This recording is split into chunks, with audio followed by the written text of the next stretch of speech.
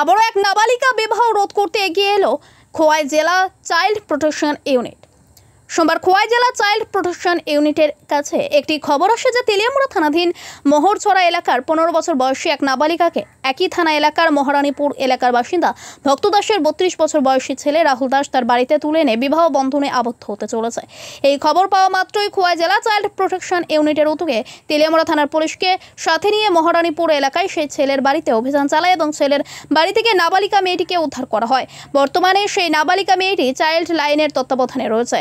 এই দিনের এই অভিযানে উপস্থিত ছিলেন খোয়াই জেলা চাইল্ড প্রোটেকশন অফিসের লিগ্যাল কাম প্রফেশন অফিসার প্রশান্ত দেব বর্মা, চাইল্ড হেল্পলাইনের কর্মী অপূর্ব ঘোষ সহ অন্যান্য কর্মীরা। তবে বর্তমান সময়ে দাঁড়িয়ে যেভাবে সমাজে নাবালিকা বিবাহের মতো ঘটনা বৃদ্ধি পাচ্ছে তা আগামী দিনে সমাজের উপর এক নেতিবাচক প্রভাব ফেলতে পারে বলে একাংশ শুভবুদ্ধি সম্পন্ন মহলের অভিমত।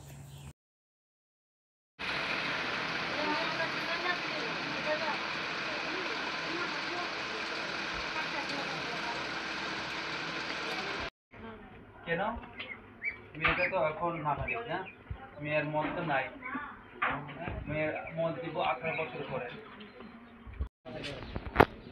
একসাথে না। এই অনুষ্ঠানটা হয়ে গেলে অনুষ্ঠানের আগে এই দিনে অনুষ্ঠান বলতে আপনারা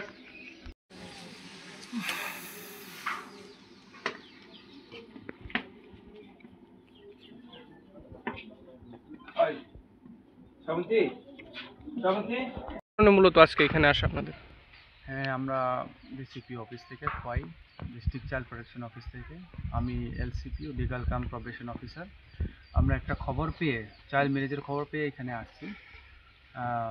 মেয়েটা হইতেছে মহর্ষরার, মেয়ের নাম হইতেছে, মেয়ের নাম তো বলতে পারতাম না, ঠিক আছে। তো আজকে আমরা ছেলের বাড়ি আয়া পাইছি যে বিয়ের সম্পূর্ণ ডেকোরেশনগুলো প্রস্তুতি নিতে আছে।